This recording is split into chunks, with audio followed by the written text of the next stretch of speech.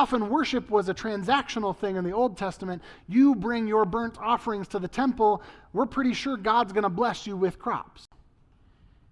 Right?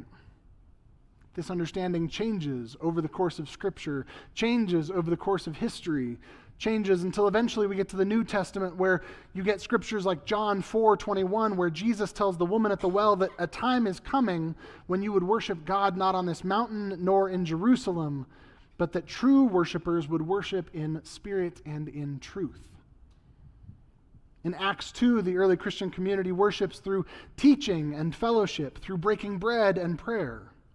It's an action that's rooted in communal life, and the worship in this type of church doesn't take place in tabernacles or temples, but it takes place mostly in homes and catacombs, in public spaces more often than it's happening in religious buildings or institutions.